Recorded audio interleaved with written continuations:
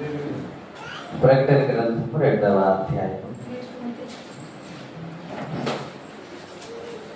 ప్రకటన 2వ అధ్యాయం 18వ వచనం చదువుతున్నాం.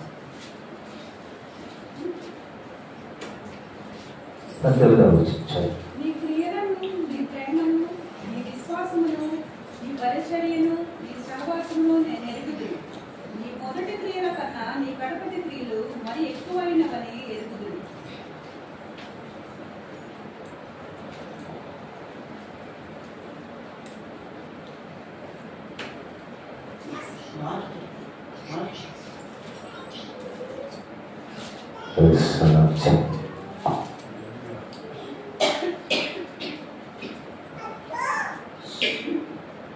ప్రార్థన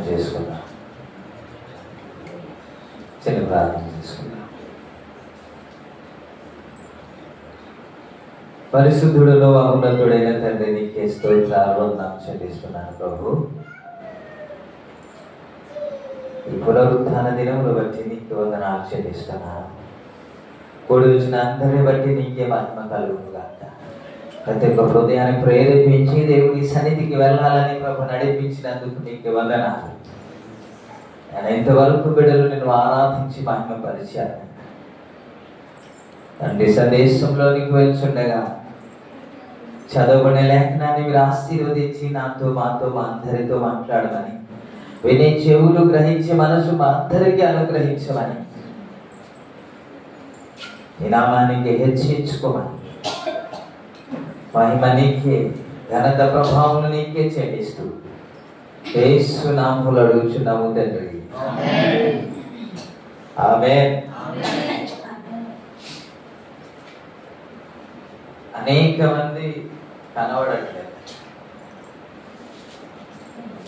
ఎందుకు రాలేదంటే ఏదో ఒక కారణాలు చెబుతారు. కాబట్టి కారణాలు లేకుండా ఎవరు ఉండరు. ప్రతిదానికి కారణం ఉండదు.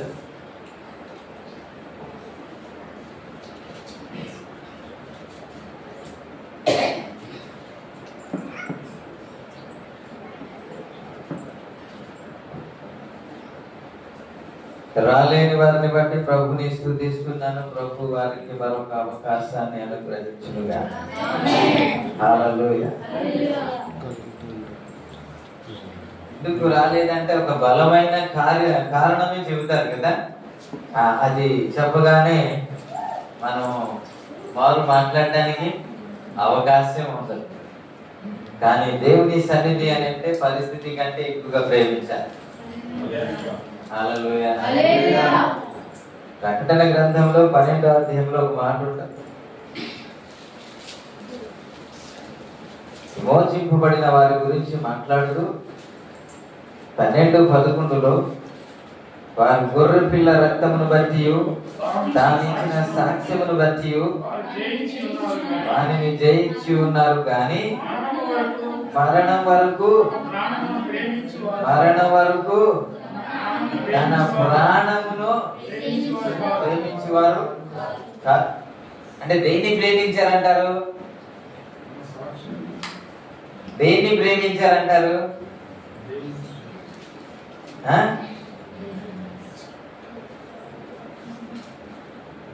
మరణం వరకు తమ ప్రాణములను ప్రేమించలేదంటే దేనికి ప్రేమించారంట?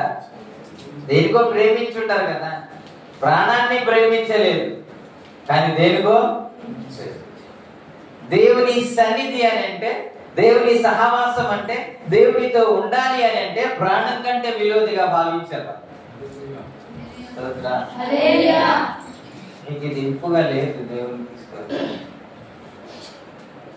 ఇలా ఎవరైతే భావిస్తారో పరిస్థితి ఎలా ఉన్నా సరే దేవుని సన్నిధికి ఖచ్చితంగా వస్తారు. ఆపరేషన్ అయింది, ఆయన 1 వీక్ తర్వాత అనుకుంటాను రెడ్డి గారు వచ్చారు. రాలనుకున్నాను, మెట్లు ఎక్కించి వచ్చారు. ఇక్కడికి వచ్చిన తర్వాత 5 నిమిషాలు కూర్చొని అలాగ అవుతుంది. అవసరమా అలా రావడం? అవసరం అండి. ఏది నడిపించింది అంటారు? శరీరం ఏమో బలహీనంగా ఉంది, ఎక్కలేని పరిస్థితి, మెట్లు 2 ఫ్లోర్ ఎక్కేసి రావాలంటే చాలా కష్టము. డాక్టర్లు ఏమో వెళ్ళొద్దు అన్నారు. అయినా సరే ఏది నడిపించింది? దేవుని సన్నిధికి వెళ్ళాలనే ఒక ఆశ, దేవుని సన్నిధిలో ఉండాలనే ఒక తపన, పరిస్థితులతో ఉండాలనే ఒక గురి. అనారోగ్యము కూడా పట్టించుకోకుండా, శరీరాన్ని కూడా పట్టించుకోకుండా, డాక్టర్లు చెప్పిన మాటలు కూడా పట్టించుకుంటా పైకి వచ్చేటట్టు చేసింది దేవుని. మీరు ఏ కారణం చెప్పినా నేను దాన్ని ఏకీవించను. ఎందుకు అని అంటే, ఒక వ్యక్తిని చంపేసిన తర్వాత, సువార్త ప్రకటిస్తుండగా చంపేసిన తర్వాత, ఇంత ఘోరమైన పరిస్థితి జరిగిన తర్వాత ఎవరైనా సువార్త ప్రకటించడానికి ముందుకు రావడానికి అవకాశమే లేదు. కొంతవరకు మనము జాగ్రత్త పడాలి, కొంతవరకు మనం అలా ఉండాలి అని అనుకుంటాం. అలాంటి పరిస్థితిలో కూడా తన ప్రాణంను కూడా ప్రేమించకుండా చనిపోయినప్పటికీ కూడా వారు చెదిరిపోయిన వారు సువార్త వాక్యమును ప్రకటించుచూ తిరిగారనే మాట ఉంటది కదా. అంటే ఇంకా కొట్టరా, ఇంకా చంపరా, ఇంకా ఇబ్బంది పెట్టరా, ఇలా ఇబ్బంది పెడతారు, చంపుతారా అన్నప్పటికీ కూడా, తెలిసినప్పటికీ కూడా వారు ప్రాణమును ప్రేమించిన వారు కాదు, వారికి అప్పగించిన పని మాత్రమే చేయడానికి ఇష్టపడ్డారు. దానిని గురి మనం చేసుకుంటే, దాన్ని బేస్ చేసుకుంటే, అది ఎలాంటి పరిస్థితులు అయినా, ఎలాంటి ఒత్తిడి అయినా సరే దేవుని సన్నిధికి వెళ్ళకుండా ఎవరు ఆగిపోతున్నారు అని అంటే ఇంకా అర్థం కాలేదు దేవుని ప్రేమ ఏంటో. దేవునికి స్తోత్రం. హల్లెలూయా. ప్రభు నామానికి మహిమ కలుగుగాక. చిన్న మాట జ్ఞాపకం చేశాను, అనేక సార్లు జ్ఞాపకం చేస్తూనే ఉన్నాను. అదేంటో అదే పదే చిన్న మాట గుర్తు చేయాలని అనిపించింది. ఇంకో మాట ఈరోజు చెప్పాలి అనుకున్నాను, కానీ అలా అనుకోకుండా ఈ రోజు చిన్న మాట త్వరగా పంపించడానికి ఇష్టపడతాను. దేవునికి ఇష్టపడతాను. చాలా పనులు ఉన్నాయి కదా, చాలా త్వరగా వెళ్ళాలి, ఇంకెక్కడికక్కడ తిరగాలి, ఏదో ఒకటి చెయ్యాలి. దేవునికి స్తోత్రం. ఎవరినో పిలవాలి, కొంచెం రెస్ట్ తీసుకోవాలి, అన్నీ చూసుకొని దృష్టిలో చూసుకొని మిమ్మల్ని ఓకే పైన కూర్చోచ్చు. మీకు త్వరగా పంపించాలని అమ్మ అయ్యా ఎక్కడికి వెళ్ళారు? మహిమ కృప రాలేదు, వస్తున్నా. ఏమనుకోవద్దు, మనోలే అనేసి అడుగుతూ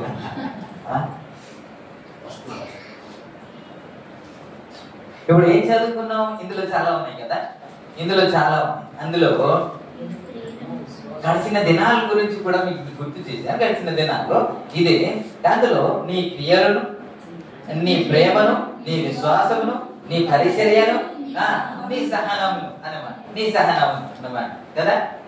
తర్వాత ఎఫెసీ సంఘంలో కూడా 2వ అధ్యాయము అక్కడ కూడా వ్రాయబడిన మాట, 2వ అధ్యాయం 2వ వచనం, నీ క్రియలు, నీ కష్టమును, నీ సహనమును అన్నమాట.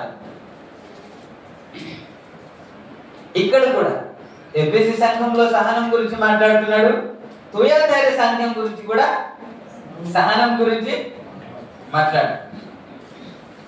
మీరు ఈ మాట డీప్ గా మీరు ఆలోచించట్లేదు, డీప్ గా మీరు తీసుకోవట్లేదు, కాబట్టి మీకు అర్థం కావట్లేదు. కానీ సహనము అనేది, సహనం మళ్ళీ తలెత్తండి. ఎవరి గురించి నేను మాట్లాడలేదు, నేను వాక్యమే వివరించి చెప్పడానికి ట్రై చేస్తున్నాను.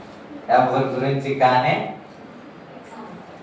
మీరు తల దించుతారని నాకు తెలుసు, ఎవరి గురించి కాదు.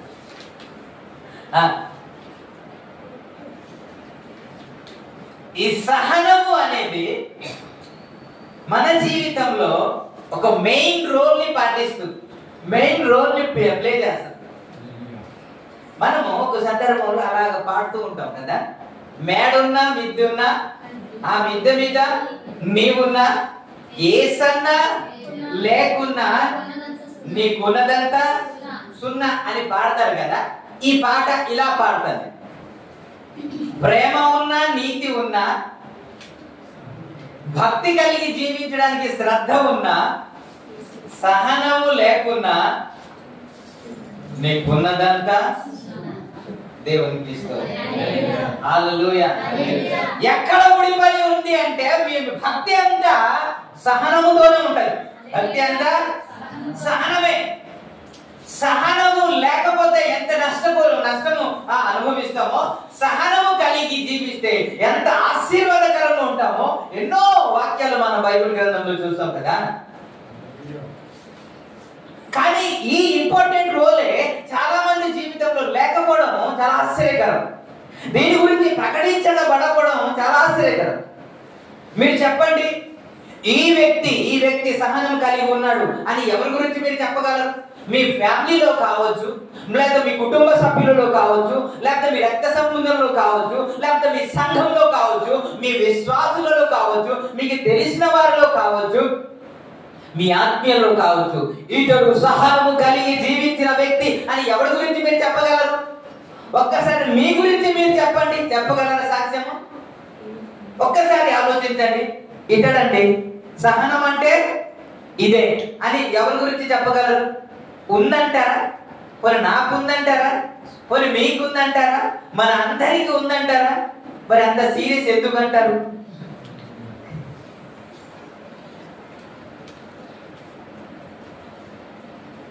ఉందా? ఇదే మెయిన్ కదా. సహనమే మెయిన్ కదా.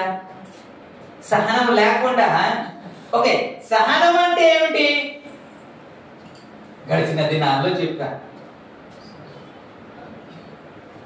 ఎలాంటి కష్టంలోనైనా, ఎలాంటి ఇబ్బందులైనా, ఎలాంటి శ్రమలైనా దేవుడు ఏం చేశాడని, నా జీవితంలో ఏ మేలు చేశాడని అలా సనుక్కోకుండా ఉండడమే కదా సహనము. సహనం అంటేనే యోబు గురించి చూస్తాం కదా. ఒక్కసారి మీరు 2వ అధ్యాయంలోకి రండి. యోబు గ్రంథము మీకు జ్ఞాపకం చేసిందే మరలా జ్ఞాపకం చేస్తాను ఈరోజు. యోబు గ్రంథం 2వ అధ్యాయంలో 9-10లో ఏముంటది? తన భార్య వచ్చి, ఇంకను యథార్థతను వదలకయుదువా, దేవుణ్ణి దూషించి మరణము కమ్ము అని అంటే, అతడు మాట్లాడుతున్న మాట మూర్ఖురాలు మాట్లాడినట్టు నువ్వు మాట్లాడుచున్నావు. మనము దేవుని వలన మేలే అనుభవించాలా, కీడు అనుభవించకూడదా అంటూ ఈ విషయంలో యోబు తన నోటి మాటతో ఏ పాపము చేయలేదు. సహనము నశించడం ఏంటి అని అంటే దేవుని దూషించడమే. అంతే కదా. దేవుని దూషించి మరణము కమ్ము అంట. మీరు మాట్లాడితే నేను 2 మాటలు చెప్తాను, లేకపోతే ప్రార్థన చేసి కానుకలు పెట్టి వెళ్ళిపోదాం. మీరు అంత సీరియస్ గా ఉండమాకండి. ప్రభు నామానికి మహిమ కలుగును.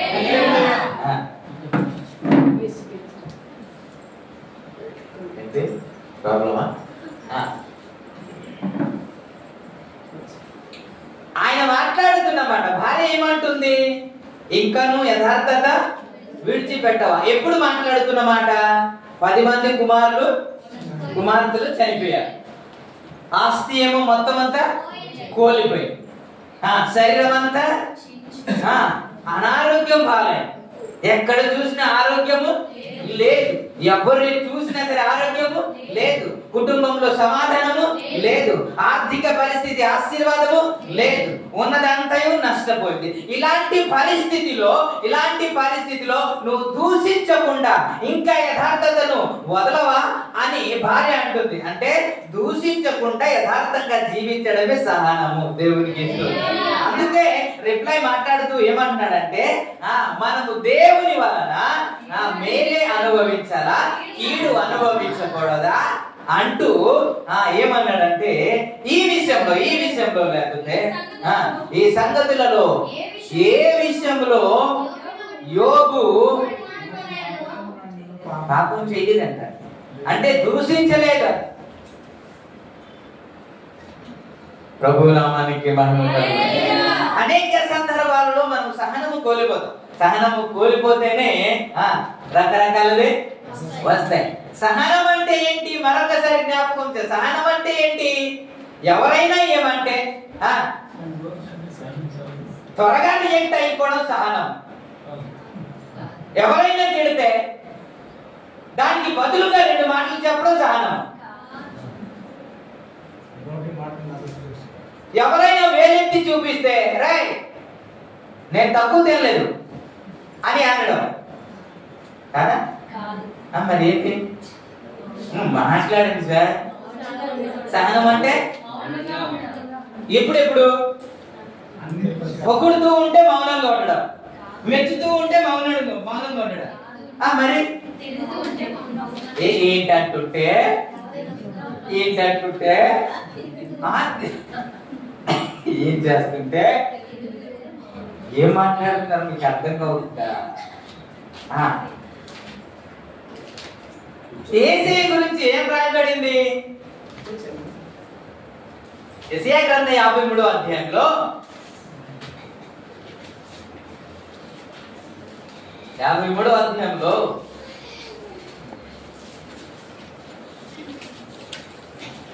ఆయన దౌర్జన్యం వాదింపబడి అతని నోరు తెరవలేదు. వలకు తేబడిన గొర్రె పిల్లయు వచ్చు కత్తిరించి మానేసిన గొర్రె పిల్లయు మౌనంగా ఉండినట్లు అతని నోరు తెరవలేదు. అన్యాయ తీర్పు నొందిన వాడై అతడు కొనుకోబడెను. అతడు నా జనులు అతిక్రమమును బట్టి మొత్తబడెను కదా. సజీవులు భూమి మీద నుండి ఆయన కొట్టివేయబడెను. ఆయనను అతను తరుము వారిలో ఈ సంగతి ఆలోచించి వారెవరు? అతనికి దూషించినప్పటికీ కూడా బదులు దూషింపలేదని ఆయన గొర్రె పిల్ల బొచ్చె కత్తిరించి వాని ఎదుట గొర్రె పిల్ల ఎలాగైతే మౌనంగా ఉంటుందో అలాగే ఆయన కూడా మౌనంగా ఉన్నారని. ఎవరి గురించి మాట్లాడుతున్న మాట ఏంటంటే నా యేసయ్య గురించి. దేవునికి స్తోత్రం. హల్లెలూయా. అనేక సందర్భాల్లో మనం నేర్చుకున్న పాఠం ఏంటంటే క్రీస్తు యేసునకు కలిగిన ఈ మనసు మీరును కలిగి ఉంటే. ఏ మనస్సు అది అని అంటే దూషిస్తున్నప్పటికీ కూడా బదులు దూషించలేదు అని, అవమానం పరుస్తున్నప్పటికీ కూడా బదులు అవమానము పరచలేదు, నిందలు మోపుతున్నప్పటికీ కూడా వారికి నింద మోపొచ్చు కానీ నింద మోపలేదంట. ఇదే కదా సహనం అంటారు. ఈ సహనము లేకుండా మనము పర్ఫెక్ట్ అని చెప్పగలమండి? మనకి భక్తి ఉంది కదా, మనకి ప్రేమ ఉంది కదా, మనకి నీతి ఉంది కదా, మనకి యథార్థత ఉంది కదా, అన్నీ ఉన్నాయి కదా, కానీ ఒక్కటే లేవు. ఏంటది? ఏంటి లేదు? ఎందుకు సహనం? ఎవరేమని అంటే తట్టుకోలేము. ఎవరైనా మనకి వేలెత్తి చూపితే తట్టుకోలేము. మనం పాపం చేసామా, వ్యభిచారం చేసామా, దొంగతనం చేసామా, ఇంకా నరహత్య చేసామా, ఇవి ఏమీ చేయలేదు, కానీ ఒక్కటే చేసాం. ఏమిటి? ఏంటంటే మనం ఏమనుకుంటున్నామంటే నేను తప్పు చేయలేదు కాబట్టి, నేను యథార్థంగా ఉన్నాను కాబట్టి, నేను పాపం చేయలేదు కాబట్టి, నేను దశమ భాగం ఇస్తున్నాను కాబట్టి, నేను నీతిగా ఉన్నాను కాబట్టి, పరిచర్య చేస్తున్నాను కాబట్టి నేను అనుకుంటున్నాను కదా. అంతేనా? కదా? అది సీరియస్ గా చూస్తుంటే నాకు భయం వేస్తుంది. అలా అందుకే ఒక పాట పాడి వినిపించేది ఏంటంటే ప్రేమ ఉన్నా, నీతి ఉన్నా, భక్తి కలిగి జీవించడానికి శ్రద్ధ ఉన్నా, సహనము లేకున్నా నీకున్నదంతా సున్నా. దేవునికి స్తోత్రం. హల్లెలూయా. సహనం అనేది చాలా ఇంపార్టెంట్ అండి.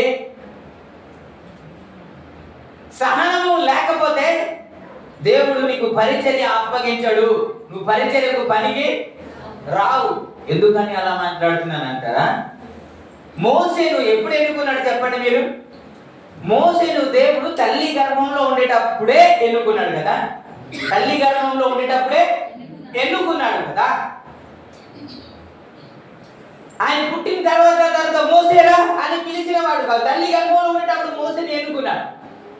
ఇతడి ద్వారానే విమోచిస్తానని, ఇతడి ద్వారానే అనేక మందిని ఐగుప్తు దేశంలో బానిసగా ఉన్న ప్రజలందరినీ, ఇజ్రాయెల్ ప్రజల్ని నడిపించడానికి మోసేను తల్లి గర్భంలో ఏర్పాటు చేసుకున్నాడు. అంటే తల్లి గర్భంలో చంపడానికి ప్రయత్నం చేసినప్పుడు కూడా అద్భుత రీతిగా దేవుడు విడిపించాడు. ఆయనకి 40 సంవత్సరాలు వచ్చినప్పుడు తన ప్రజలందరూ ఎలా ఉన్నారో ఏంటో అని తెలుసుకోవాలని బుద్ధి పుట్టిందంట. అప్పుడు వెళ్ళాడు. వెళ్ళేటప్పుడు చూస్తున్నారు. ఇద్దరు కొట్టుకుంటున్నారు. ఎవరు? ఒకడు ఐగుప్తుడు, ఒకడు ఇజ్రాయేల్. ఇద్దరు కొట్టుకుంటూ ఉంటే మోసే ఇజ్రాయేల్ కదండి, ఐగుప్తుడు అన్యుడు కదండి. ఆ చేతిలో మనం బానిస్తూ ఉన్నాం కదా. ఇప్పుడు ఎప్పుడైతే మనల్ని కొడుతున్నాడో వీడికి కోపం వచ్చింది. కోపం వచ్చేసి ఇటు అటు చూసి ఒక్క దెబ్బకి వేసి ఇసుకలో పాతి పెట్టేశాడు. ఆ తర్వాత ఎవరికి తెలియదు అన్నట్టు వెళ్ళిపోయాడు. మరొక రోజు అలాగా సందర్శించడానికి వస్తూ ఉండగా ఇద్దరు ఇజ్రాయేలు కొట్టుకుంటున్నారు. అరే మీరు అన్నదమ్ములే కదండి, మీరు ఎందుకు కొట్టుకుంటారు అని చెప్పాడు. చెప్పిన తర్వాత వారు ఏమన్నారు? నిన్న ఆడిని చంపే కదా, నన్ను కూడా చంపేద్దాం అనుకుంటున్నావా అంటే ఈ వార్త రాజుకు తెలిసిపోద్దేమో అని భయపడిపోయి మిద్యానుకు పారిపోయాడు. ఒకరిని చంపేశాడనే వార్త రాజుకు తెలిసిపోతే నన్ను చంపేస్తాడేమో అని భయపడిపోయి మోసే మిద్యాను దేశానికి పారిపోయినట్టు, మిద్యాను దేశంలో ఉండినట్టు మనం చూస్తాం కదా. అంతే కదా. ఇప్పుడు 40 సంవత్సరాలకు వచ్చేటప్పటికి పరిచయం స్టార్ట్ చేయాలా వద్దా అండి? ఎన్ని సంవత్సరాలకి పరిచయం స్టార్ట్ చేయాలా? చాలా మంది పరిచయకి ఎప్పుడు వస్తారు తెలుసా? పిల్లలకి పెళ్లిళ్ళు అయిపోవాలి, లేకపోతే క్యాస్ట్ ఫీలింగ్ తో పెళ్లిళ్ళు అవ్వు కదా, పెళ్లిళ్ళు అవ్వదు, ఉద్యోగము అయిపోవాలి, రిటైర్డ్ అయిపోవాలి, రావాల్సింది మొత్తం అంతా వచ్చేయాలి. అంటే అయిపోయిన తర్వాత గవర్నమెంట్ ఏం చేయాలంటే ఒరే నువ్వు ఉద్యోగానికి పనికి రావరా, ఇంకా ఇంట్లో కూర్చోవడమే అని వాళ్ళే వద్దు అనుకున్న తర్వాత ఇప్పుడు దేవునికి పనికి వస్తాడంటే దేవునికి ఇష్టం. ఎప్పుడు గవర్నమెంటే వద్దు అనేది అది నీ వయసు సరిపోదయ్యా, నీ శక్తి సరిపోదయ్యా, నువ్వు ఇంకా పని చేయలేవయ్యా, నువ్వు ఇంట్లో కూర్చొని ఇంకా మనవరాలతోనే ఇంకా ఆడుకోవడమే అని వాడు సెలవు పెడితే ఇప్పుడేమో ఇక్కడికి వచ్చి అప్పుడు పనిచేయడానికి వస్తారంటే దేవునికి స్తోత్రం.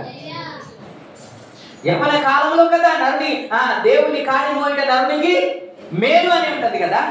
అవకాశం ఉండేటప్పుడు కదా పరిచయంలో ఉండాలి, సమయం ఉండేటప్పుడు కదా పరిచయంలో ఉండాలి, జ్ఞానం ఉండేటప్పుడే కదా పరిచయంలో ఉండాలి, కాళ్ళు చేతులు బాగుండేటప్పుడు కదా పరిచయంలో ఉండాలి. కాళ్ళు చేతులు బాగుండేటప్పుడు పరిచయం రాడు. మంచం మీద పడిన తర్వాత ఇంకా డాక్టర్లు చేతులు ఎత్తేసి మా వల్ల కాదు అనే తర్వాత అప్పుడు కనబడతారు. ఇప్పుడు బాగుపడితే పరిచయం వచ్చేస్తానంటాడు, బాగుపడు ఏకంగా వెళ్ళిపోతాడు. దేవునికి ఇష్టం, ఆశ మిగిలిపోదు. ప్రభు నామానికి మహిమ కలుగుతుంది. 40 సంవత్సరాలు అయిపోయింది పరిచయం వద్దండి.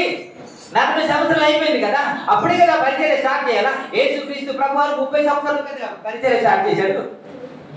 మరి 40 సంవత్సరాలు అయినా సరే పరిచయం స్టార్ట్ అవ్వలేదు, పరిచయకే వచ్చాడు. అప్పుడు ఏం జరిగిందంటే ఎప్పుడైతే ఒక్క దెబ్బతో కొట్టి చంపేశాడు, ఇప్పుడు దేవుడు అనుకున్నాడు అయ్యో నీ చేతికి కానీ ఇజ్రాయెల్ ప్రజల్ని ఇస్తే నువ్వు రోజుకొకరిని చంపేస్తా, అయితే రోజుకొకరిని చంపి పాతి పెట్టేస్తా. కాబట్టి ఇలాంటి వాళ్ళని అప్పు చెప్పను అని ట్రైనింగ్ పంపించాడండి. అడిగి ట్రైనింగ్ ఎన్ని రోజులు అనుకుంటున్నారు? ఎన్ని సంవత్సరాలు అనుకుంటున్నారు? ఎన్ని నెలలు అనుకుంటున్నారు? 40 సంవత్సరాలు పట్టిందంటే ఎన్ని? 40 సంవత్సరాలు. అంటే ఆ పాకానికి వచ్చే వరకు 40 సంవత్సరాలు పట్టింది. 40 సంవత్సరాలు ఎందుకు అంత ఆలస్యమైంది అంటే మోసెస్ ఆ పాకానికి రాలేదండి.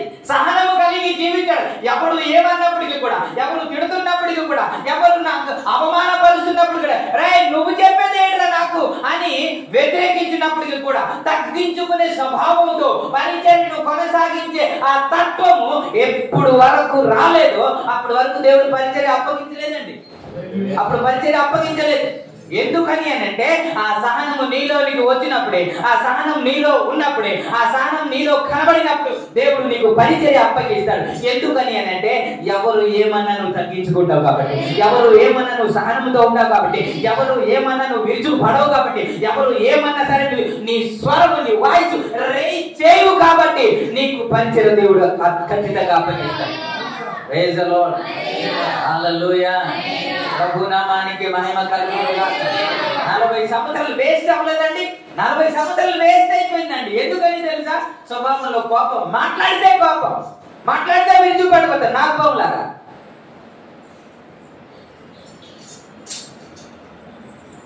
మనం కత్తితో పొడవలేదు, లేకపోతే కొట్టి మోసేలాగా చంపలేదు, కానీ మాటలతో ఎంతమంది చంపేశామండి.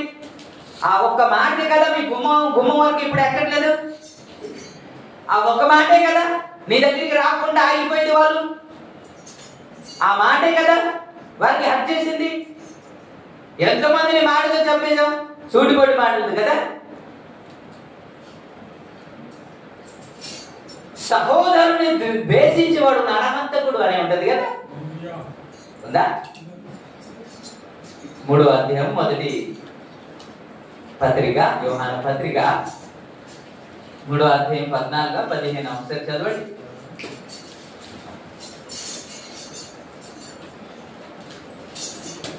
తన సహోదరుని ద్వేషించేవాడు నరహంతకుడు. 3:15. తన సహోదరుని ద్వేషించేవాడు నరహంతకుడు. ఏ నరహంతకుని అందును నిత్య జీవం ఉండదని మీరు ఎరుగుదురు. తన సహోదరుని ద్వేషించేవాడు ఎవడు అంట? మనము కత్తితో చంపితే నరహంతకుడు కాదు, ద్వేషిస్తేనే నరహంతకుడు. సో చెప్పండి, ఇలాంటి వారిని నరహంతకుల చేతికి ఏ పరిచరణ దేవుడు అప్పగిస్తాడండి? అందుకే 40 సంవత్సరాలు పట్టింది ఎవరికి? మోసేకి. ఆ సహనము వచ్చే వరకు. ఇంకా చెప్పాలంటే అక్కడికి వెళ్ళిన తర్వాత గొర్రెలు కాస్తున్నాడంట. ఈ గొర్రెలు కాయడం ఏంటో తెలుసా? గొర్రెలు కాసే వారికి ఒక కర్ర ఉంటది కదా. అందుకే మనము 23వ కీర్తనలో చదువుకుంటాం, యెహోవా నా కాపరి, నాకు లేమి కలుగదు అని అంట. ఆ కింద వచ్చిన అలాగా చూస్తే నీ దుడ్డు కర్రయు నీ దండమును నన్ను ఆదుకొను అని అంటది కదా. ఆ దుడ్డు కర్రతో ఒకడు కొడితే అప్పుడు ఆదుకోదు. మోసే కోపిస్తుడు కదండి. ఇప్పుడు గొర్రె వింటదా? గొర్రె విందు కదా, ఇటు వెళ్ళమంటే అటు వెళ్తూ ఉంటది కదా. ఎన్నిసార్లు ఒకటి వేసాడో, ఒకటి వేసిన తర్వాత ఏమైంది? ఒకవేళ కాళ్ళు చేతులు కాళ్ళు కానీ లేకపోతే ఏదైనా ఇరిగిపోయింది అనుకోండి, ఇరిగిపోతే మోసుకొని రావాల్సింది ఎవరు? మోసే. దాన్ని బాగు చేసింది ఎవరు? మోసే. దాన్ని కట్టుకట్టింది ఎవరు? మోసే. దాన్ని సేవ చేసింది ఎవరు? మోసే కదా.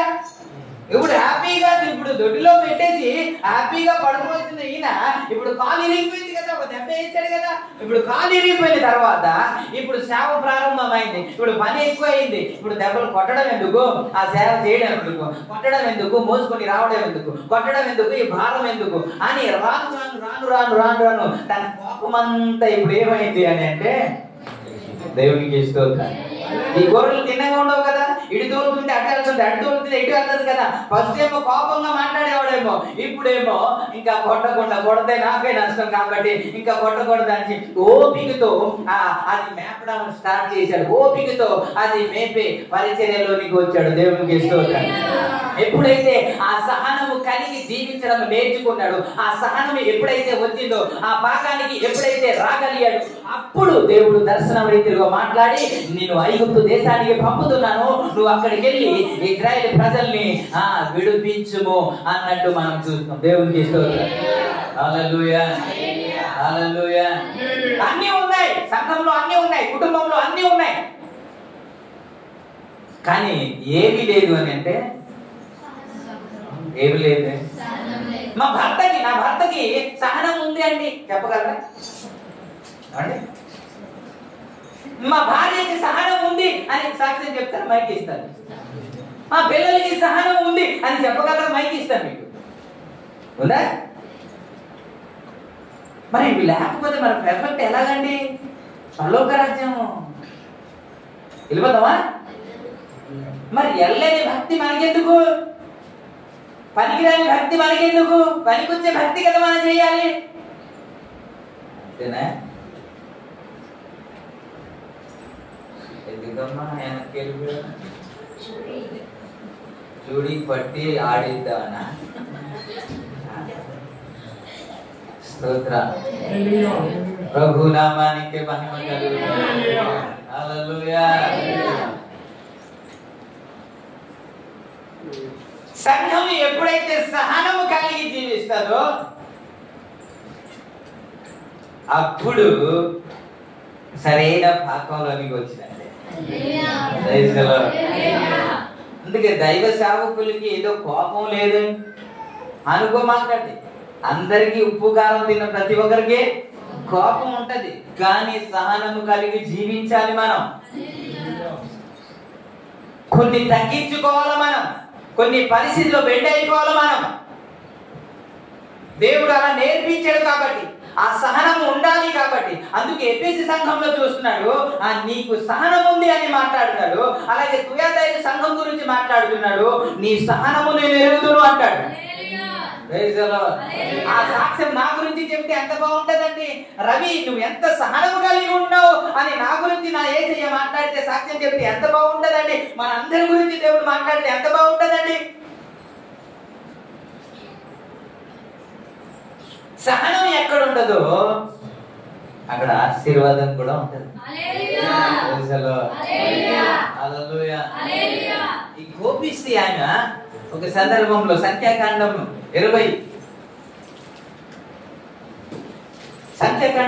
అధ్యాయంలో ఒక మాట ఉంటుంది. ఒకసారి తీస్తాను. 11వ వచనంలో అప్పుడు మోషే తన చెయ్యి ఎత్తి, నేను చెప్తాను. అప్పుడు కొంతవరకు ప్రయాణం చేసుకుని ఇజ్రాయెల్ ప్రజలు వచ్చినప్పటికీ వారికి నీళ్ళు లేదు, త్రాగడానికి నీళ్ళు లేదు.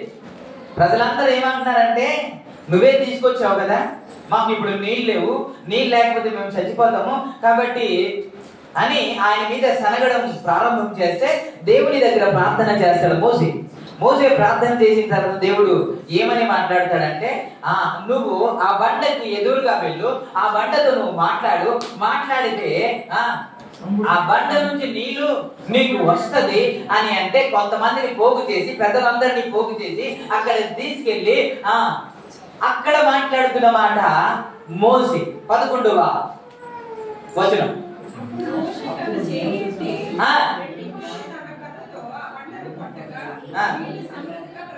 ఓకే, 10వ వచనం. తర్వాత మోసే అహరోను ఆ బండ ఎదుట సమాజంలో పోగు చేసినప్పుడు అతడు వారితో ఏంటి ఏమన్నాడు? ద్రోహులారా, ఈ బండ నుండి మేము అన్నాడు. ఏంటి?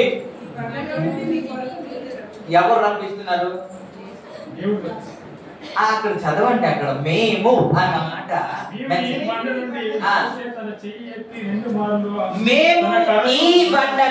మేము ఈ బండ నుండి మీ కొరకు నీళ్లు ప్రవహింపజేస్తున్నా.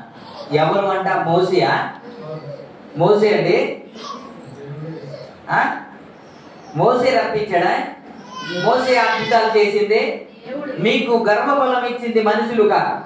మీ గర్భఫలం కొరకు కనిపెట్టేది మనుషులు ఎదుట కాదు, ఆ దేవుని ఎదుట మనం కనిపెట్టాలి. ఆ దేవుని ఎదుట మనం నమ్మకంగా ఉండాలి. ఆ దేవుని ఎదుట మనం ప్రార్థన చేయాలి. సర్వ సృష్టికి ఆధారభూతుడైన ఆ దేవునికే మనం ప్రార్థన చేయాలి.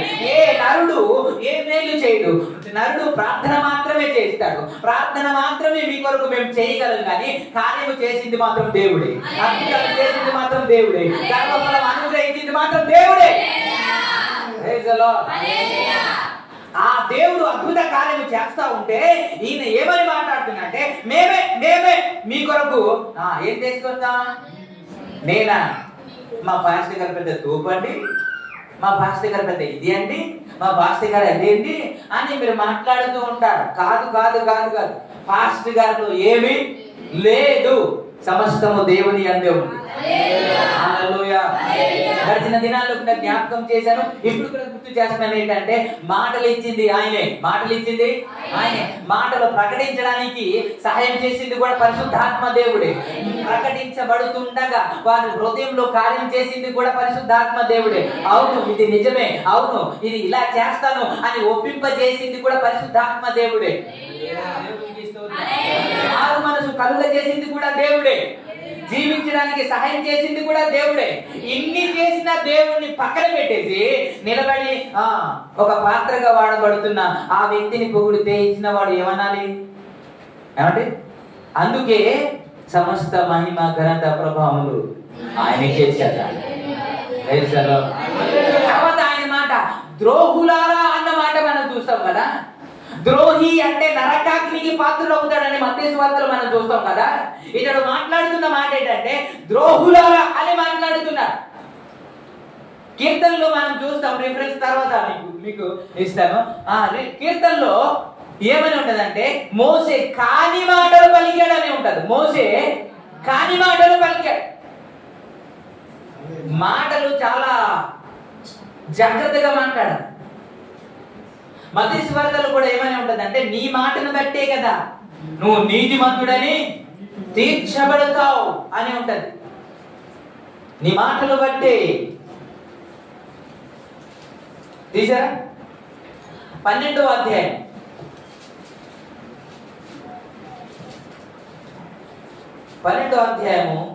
36వ వచనం. నేను నీతో చెప్పినదేమనగా మనుషులు పలుకు వ్యర్థమైన ప్రతి మాటను గూర్చి విమర్శ దినమున ఏం చెప్పాలి? ఏం చెప్పాలండి? లెక్క చెప్పాలి. నీ మాటను బట్టియే నీతిమంతుడని, నీ మాటను బట్టియే అపరాధి అని. అందుకే మాటలు చాలా జాగ్రత్తగా మాట్లాడడానికి నిదానించి చూడాలంట. వినుటకు వేగుర పడాలని. దేవుని మాట వేగుర పడాలి అంటే భలే చెప్పారండి మాస్టర్ గారు. వినుటకు వేగుర పడాలి అనేది మనం ఎక్కువ ఏం వింటాము తెలుసా? ఏం వింటామంటే వదినా నీకు తెలుసా అని చెప్పింది అనుకోండి, ఎంత వింటామా? అవునా, అలాగా, అది కొన్నారా? దేవునికి ఇస్తారు. ఒక వీడియో నేను చూశాను, నేను వాళ్ళకి చెప్పాను, ఇప్పుడు కూడా చెప్పాను. ఒక వీడియో జోక్స్ కదా, చాలా మంది టిక్ టాక్ లాగా ఏదేదో చేస్తుంటారు కదా. సో అత్తగారు అంటే అమ్మగారు కొడుక్కి ఏమంటుంది అంటే, రే మీ ఆవిడ వాడితో మాట్లాడుతుందిరా ఫోన్లో అన్నది. వాడితో మాట్లాడితే ఏంటి అన్నాడు. ఆ తర్వాత ఇంకో రోజు, రే ఇంకో అబ్బాయితో మాట్లాడుతుందిరా మీ ఆవిడ అన్నది. మాట్లాడినా పర్వాలేదు అన్నాడు. ఆ తర్వాత రే ఫలానా అబ్బాయితో కూడా మాట్లాడుతుందిరా అని అంటే, పర్లేదమ్మా మాట్లాడి ఏమవుతుంది అన్నాడు. అర్థం కావట్లేదు తల్లికి. తర్వాత ఇంకో రోజు, రే నీకు తెలియదురా ఆ అబ్బాయితో కూడా మాట్లాడుతుందిరా అని అంటే, ఏంటి సీరియస్ అవ్వ.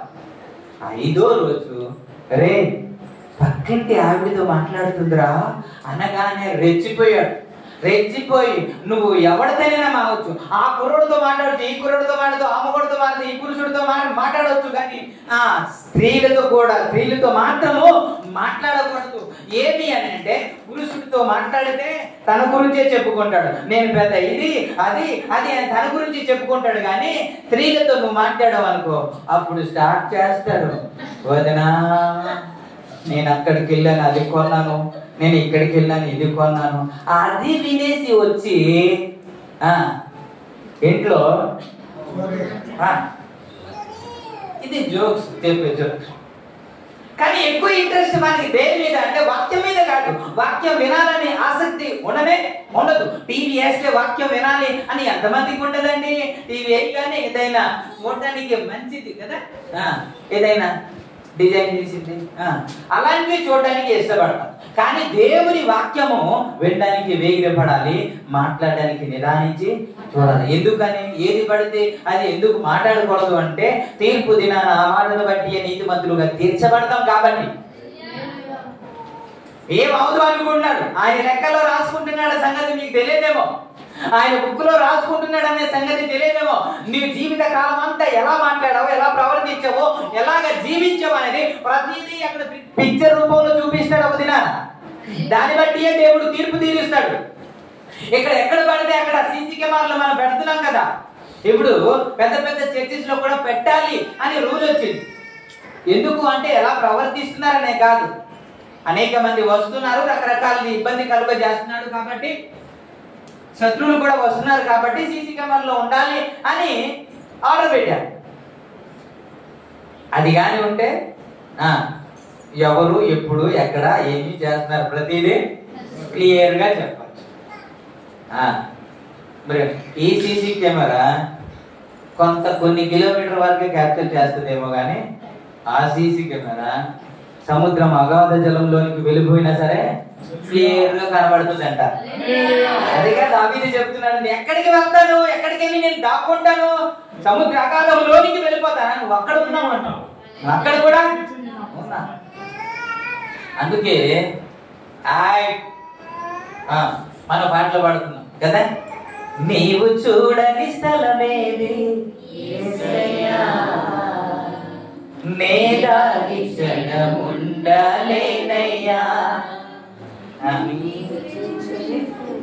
ఫస్ట్ లైన్ ఏంటి?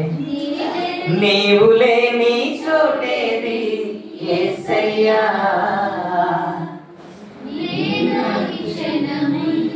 ఆయన లేని చోట ఎక్కడ దేవుడు అనేవాడు ఉన్నాడు అని అంటే ప్రతి చోట ఉండగలిగిన వాడే దేవుడు. ఈ రోజు ఇండియాలో ఉన్నారు కాబట్టి ఆస్ట్రేలియాలో ఉండలేడు అనుకుంటే దేవుడు కానేలడు. ఆయన అన్ని చోట అన్ని వేళలో అన్ని విధాలుగా ఉండగలిగిన వాడే దేవుడు. ప్రతి ఒక్కరిని గమనించగలుగుతున్నవాడే దేవుడు.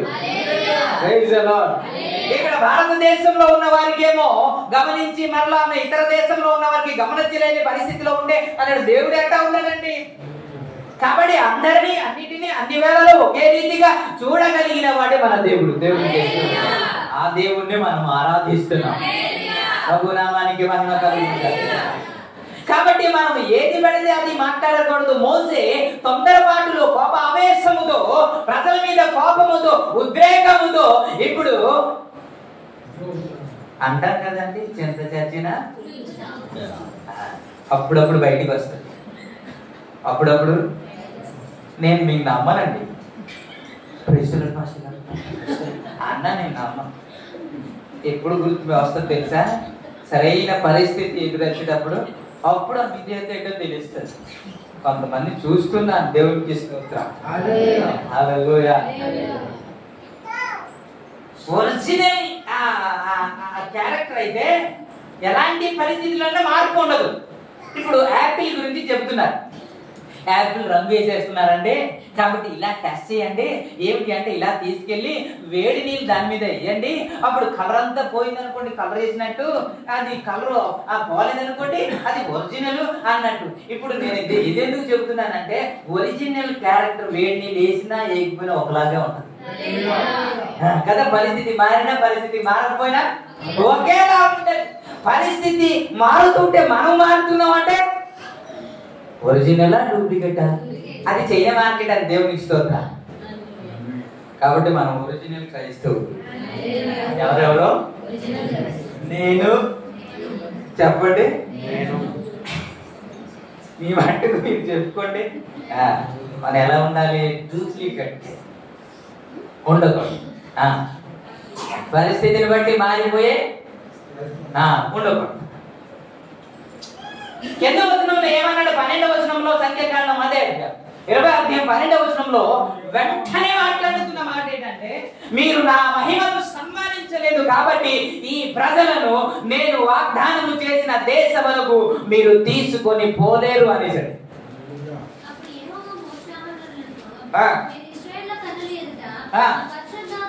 నా పరిశుద్ధతను సన్మానించలేకపోయారు కాబట్టి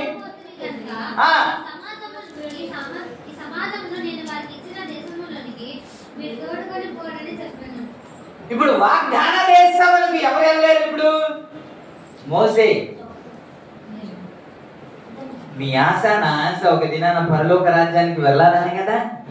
ఇప్పుడు పరలోక రాజ్యానికి వెళ్ళాలనే ఒక ఆశ ఉంది. దానినే మనం ఈ విధంగా పాడుతూ ఉంటాం. ఏంటంటే మన దేశం కానాను దేశం అని పాడతాం కదా. ఇప్పుడు ఐగుప్తు నుండి కానాను యాత్ర ఎలాగో మనం లోకం నుండి పరలోక యాత్ర.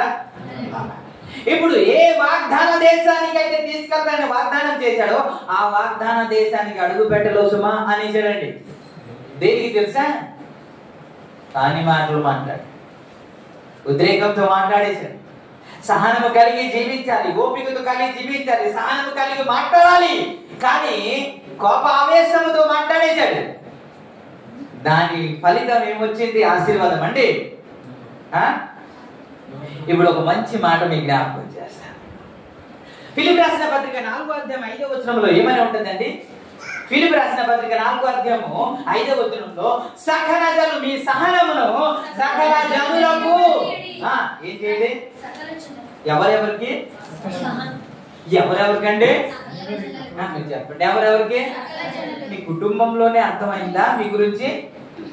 మీ కుటుంబంలోనే మీ సహనం ఏంటో ఇంకా తెలియదు కదా. సహనం కలిగి ఉన్నట్టే కనబడతాం. ఇంకా చెప్పనా, నేతి బీరకాయ అన్నట్టే ఉంటాం, కానీ అక్కడ నెయ్యి ఉండదండి.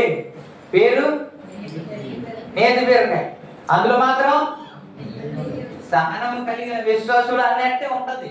పరిస్థితి రావడం దేవునికి స్తోత్రం. మన సహనం ఏంటో అంటే బయటపడదు. ప్రభు నామానికి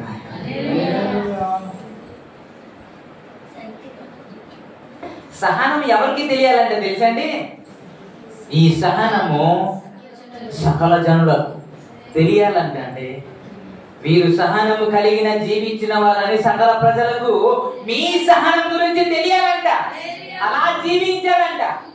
సంఘం అంటే కుటుంబంలోనే ఇంకా స్టార్ట్ అవ్వలేదంటే, కుటుంబంలో స్టార్ట్ అవ్వకపోతే సంఘంలో ఎలా స్టార్ట్ అవుతుందండి? సంఘంలోనే ఇంకా స్టార్ట్ అవ్వకపోతే సమాజంలో మన సహనం ఎలా తెలుసుకుంటారండి? ఇవన్నీ తెలియాలంటే, సకల జనులకు తెలియాలంటే ఎంత సహనం కలిగి జీవించాలండి? తెలుసలో ప్రభు నామానికి మహిమ కలుగుతుంది. అన్నీ ఉన్నాయి, కానీ సహనం ఒకటే లేదండి. ఒకడు లేచి ఇలా మాట్లాడుతున్నాడు, అన్ని ఉన్నాయని నువ్వు చెప్తున్నావు కదా, అన్ని ఉన్నాయని బిల్డప్ చెప్తున్నావు కదా, అన్ని వేసి చూడు, అన్ని వేసి చూడు, వంట చేయడం వస్తే కదా అన్ని వేసి చూడు, నన్నేసి చూడు అన్నదంట. ఎవరు? నాకేం తెలుసు అంట. ఉప్పు అన్నదంట, అన్ని వేసి చూడు. ఎవరెస్ట్ మసాలా వేసి ఏదో కారం ఏదో ఎక్కడెక్కడో కారం తెచ్చేసి ఇంకొకటి వేసి అది వేసి స్పెషల్గా అన్ని వేసి ఉండదా? టేస్ట్ ఉండదా?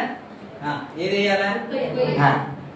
సేమ్ నేను అంటున్నాను, అన్ని ఉన్నా ఈ ఒక్కటే లేకపోతే మా జీవితంలో సంపూర్ణం అనండి.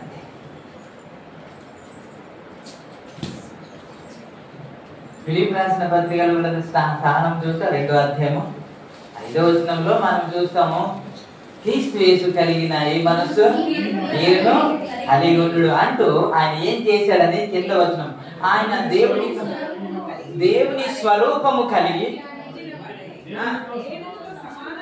దేవునితో సమానముగా ఉండుట విడిచిపెట్టకూడని భాగ్యం అని ఎంచుకొనలేదు, గాని మనుషుని పోలికగా పుట్టి దాసుని స్వరూపమును ధరించుకొని తనను తాను రిక్తునిగా చేసుకున్నాడు. ఏది ఉన్నా రిక్తునిగా చేసుకోవడమే సహనం అండి.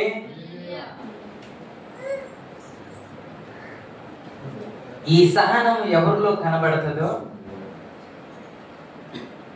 వారే ఎత్తబడే సంఘంలో ఉంటారు. ఇప్పుడు యోబు గురించి అని మాట్లాడుతున్నాడు. సకల జనులకు తన సహనము వినబడిందా లేదండి? సకల జనులకు తన సహనము తెలియపరచబడిందా లేదండి? యోబు గురించి ఎక్కడ మాట్లాడినా సరే యోబు అంత సహనము కలిగి జీవించిన వ్యక్తి ఏ ఒక్కడు లేడు అనే కదా మాట్లాడుతున్నారు. ప్రపంచంలో 250 దేశాల్లో మాట్లాడుతున్నారు కదా యోబు గురించి. ప్రతి దేశంలో తన సహనం గురించి మాట్లాడుతూనే ఉన్నారు కదా. దేవునికి స్తోత్రం.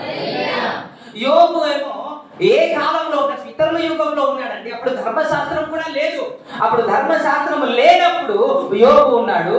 ఇప్పుడు మోసే అబ్రహాము కాలంలో కంటే ముందుగా ఉన్న వ్యక్తి అని చెబుతారు చరిత్రకారులు. ఇలాంటి పరిస్థితిలో మోసే ధర్మశాస్త్రం లేదు, ఇంకా దేవుని వాక్యము ఇంకా లేదు.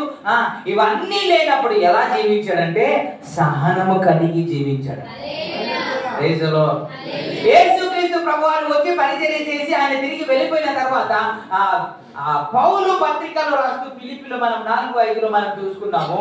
మీ సహనము సకల జనులకు ఏంటి ఎవరెవరికి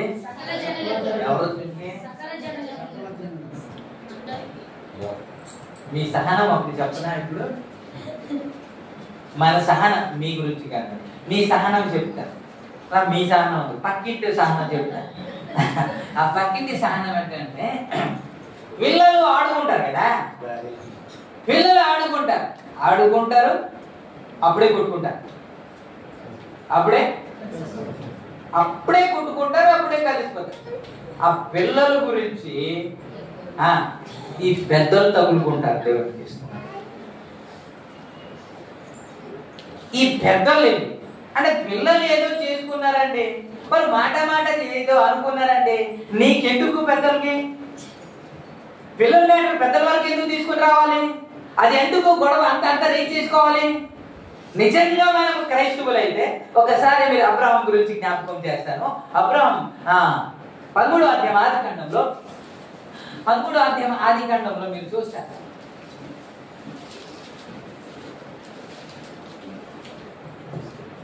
చూసారా?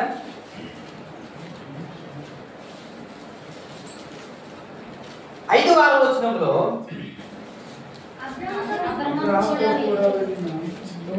లోతును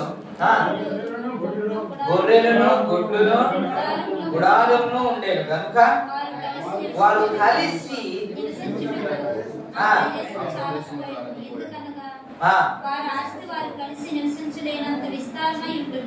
అప్పుడు అబ్రహాము పశువుల కాపర్లుగును లోతు పశువుల కాపర్లుగును కలహము పుట్టారు.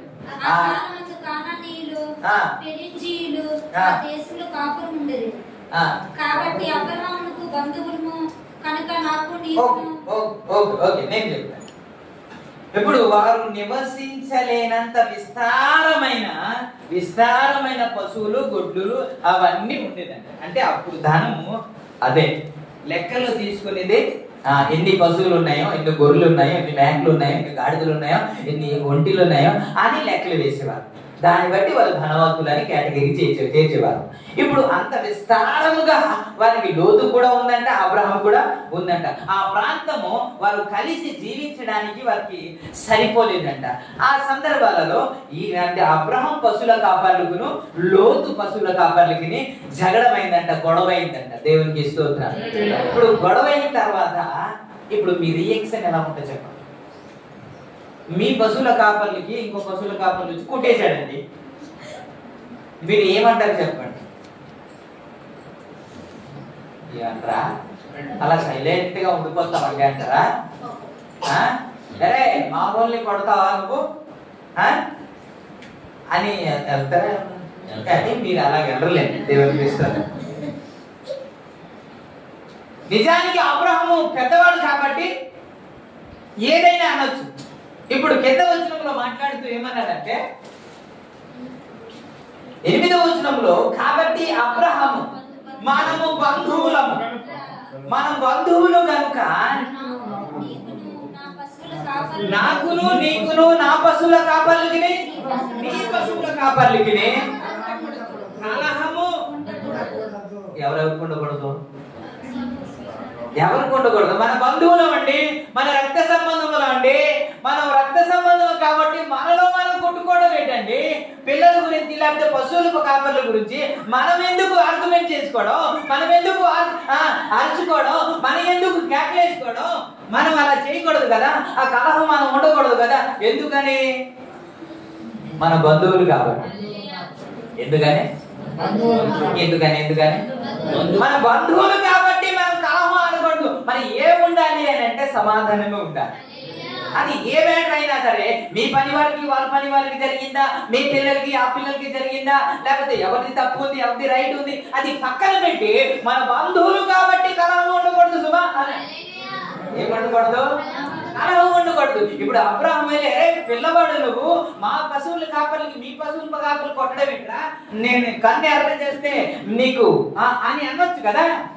అలాగనకుండా పెద్దవాడైనప్పటికీ కూడా ఈయన మాట్లాడుతున్న మాట ఏంటంటే ఆయన సహనం ఒకసారి మీరు చూస్తే అతడు కోపపడినట్టు గాని, ఆయన ఆవేశపడిన ఏదైనా అన్నట్టు గాని, నువ్వు నన్ను నా దగ్గర నుంచి పారిపో అన్నట్టు గాని ఎక్కడ లేదు. కానీ ఆయన మాట్లాడుతున్న మాట ఏంటంటే ఇలాంటి కలహము రాకుండా ఉండాలంటే మనము కలిసి జీవించలేము. కాబట్టి ఇప్పుడు ఇదిగో దేశమంతా నీ ఎదుట ఉంది, దేశమంతా నీ ఎదుట ఉంది. నువ్వు ఎక్కడికి వెళ్ళినా సరే పర్వాలేదు. నువ్వు గుడికి వెళ్తావా, నేను ఎడగొట్టట్టు వెళ్తాను. నువ్వు ముందుకు వెళ్తావా, నేను వెనక్కి వెళ్తాను అని ఒక సమాధానకరమైన మాటలు మాట్లాడుతున్నాను. దేవునికి స్తోత్రం. క్రైస్తవులు ఏం మాట్లాడాలి? ఎవరైనా రెచ్చిపోతే, ఎవరైనా సరే ఆవేశంతో మాట్లాడుతుంటే, ఎవరైనా సరే తిడుతూ ఉంటే, ఎవరైనా సరే రెచ్చగొడుతూ ఉంటే మనం ఏం మాట్లాడాలి? మనం రెచ్చిపోవాలా?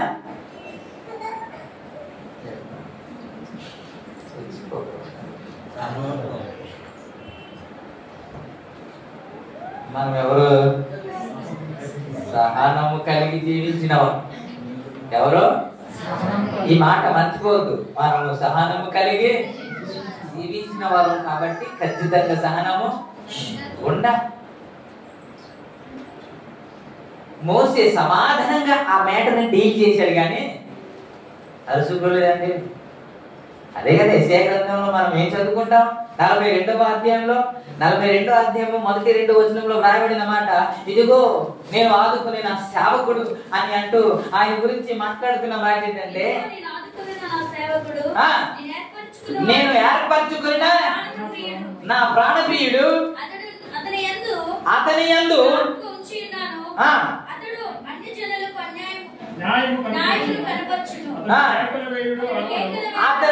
అతడు కేకలు వేయడు, అరవడు. తన కంఠస్వరము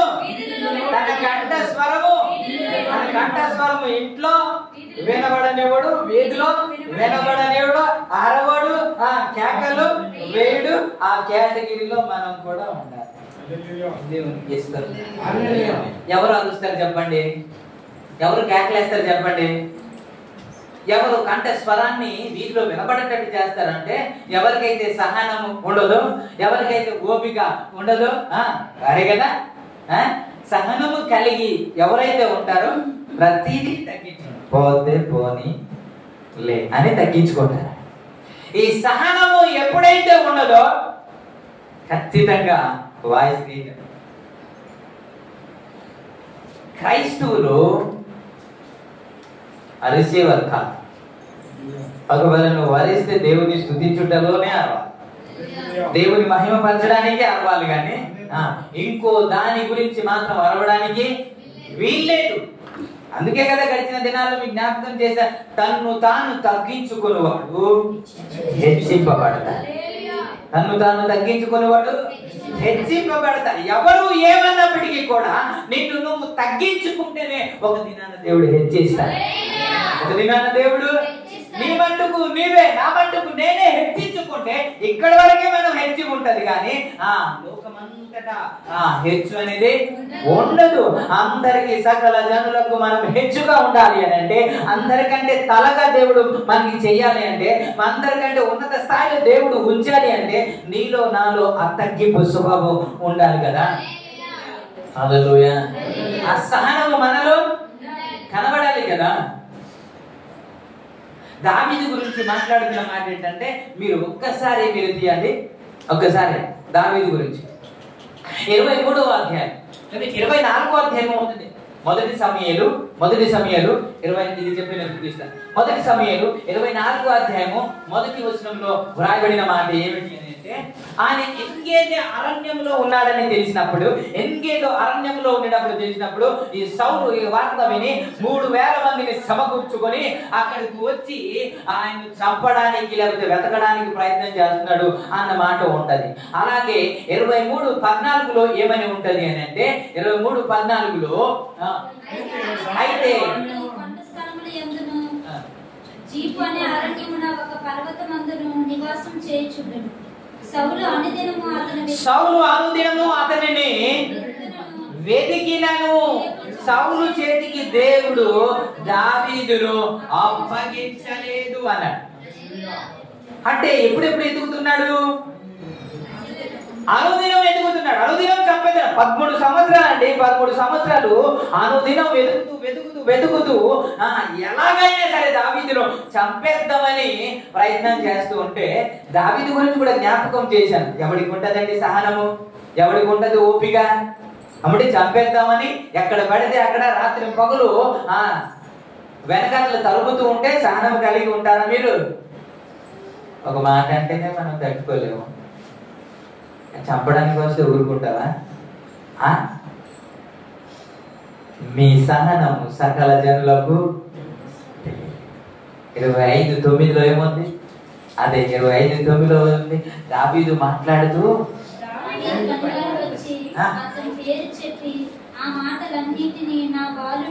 కాదు, 26:9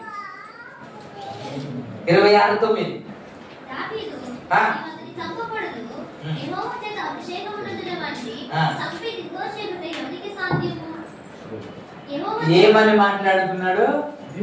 దేవుని చేత అభిషేకించబడిన వాణిని చంపి నిర్దోషిగా ఎంచబడిన వాడు ఎవడు అనే మాట ఎందుకు చదివి వినిపించానంటే, అంటే సహనం అంటే ఏంటి? ఆడు అభిషేకించబడిన వాడైనా ఎవరైనా సరే మనకి ఏదైనా అంటున్నా, తరుగుతున్నా, తిడుతున్నా, ఇబ్బంది పడుతున్నా మనం ఏమీ అనకూడదంట. అది కదా, మనం నోరెత్తి మాట్లాడకూడదంట, ఏమి అనకూడదంట, తిరుగుబాటు చేయకూడదంట. దావీదు చెబుతున్న మాట, అభిషేకించిన వాడిని, దేవుడు అభిషేకించిన వాడిని మనం చంపి నిర్దోషిగా ఉండడము ఎవరి సాధ్యము కాదు కదా. కాబట్టి ఇప్పుడు మనం ఏమైనా అతను తరుముతున్నప్పుడు మనం పారిపోవడమే, మనం పరిగెత్తుకుంటే వెళ్ళిపోవడమే, దాక్కోవడమే, భయంతో వెళ్ళిపోవడం తప్ప ఇంకొకటి చేసేది ఏమీ లేదు. ఎవరు ఇది తెలుసా? ఎవరు అయితే ప్రభువు చేత పట్టబడతారో, ఎవరైతే ప్రభువు చేత వాడబడడానికి అభిషేకించబడతారో వారు చేసే పనులు, చేసే విధానం ఏంటంటే ఎవరు ఏమన్నా సరే పారిపోవాల్సింది తప్ప ఇంకొకటి లేనే లేదే. మనం జవాబు చెప్పడానికి, తిరిగి జవాబు చెప్పడానికి వీల్లేదు. ఎందుకు అని అంటే మనం ఏర్పరచబడిన వారు. అందుకే చూజన్ జనరేషన్ అంటే ప్రేయర్ ఫెలోషిప్ అని పేరు పెట్టారు. ఏర్పరచబడిన వారి ప్రార్థన గుంపు అని. మనం ఏర్పరచబడిన వారు. దేవునికి స్తోత్రం. దావీదు ఎప్పుడు తరమబడ్డాడు అని అంటే, ఎప్పుడైతే తన మీదకి అభిషేకం వచ్చిందో, ఎప్పుడైతే రాజుగా అభిషేకించబడ్డాడో అప్పుడు నుంచి దావీదు తరమబడ్డాడండి. అప్పుడు నుంచి దావీదు తరమబడ్డాడు. ఎప్పుడైతే నువ్వు ఏర్పాటులోనికి వస్తావో, ఎప్పుడైతే ఏర్పరచబడతావో అప్పటి నుంచి ఈ నిందలు, అవమానాలు ఇవన్నీ నీకు తరుముతూ ఉంటాయి. తరుముతున్న సందర్భంలో తిరిగి జవాబు చెప్పడం కాదు, తిరిగి రియాక్ట్ అయ్యడం కాదు, మన కంట స్వరాన్ని వినిపించడం కాదు, కేకలు వేయడం కాదు, అరవడం కాదు, మనం సైలెన్స్ గా దావీదు వలె ఉండిపోవడమే సరైన పద్ధతి. అందుకే నీ సహనము సకల జనులకు. దావీదు గురించి ఎవరు మాట్లాడినా ఏం చెప్తారండి? ఎంత కోపిష్టండి అంటారా? ఏమండి అలాగంటారా మీరు? దావీదు గురించి ఎవరు మాట్లాడినా సరే అతడు ఎంత సహనము కలిగి. అందుకే చెప్తున్నాను, నీ సహనము సకల జనులకు. యేసు ప్రభు వారు మాట్లాడుతూ ఎఫెసు సంఘం గురించి చెబుతున్న మాట 2వ అధ్యాయం 2వ వచనంలో, నీ సహనము నేను ఎరుగుదును అంటాడు. నీ సహనము నేను ఎరుగుదును. తుయాతైర సంఘం గురించి మాట్లాడుతూ దేవుడు ఏమంటాడంటే, నీ సహనము నేను ఎరుగుదును అంటాడు.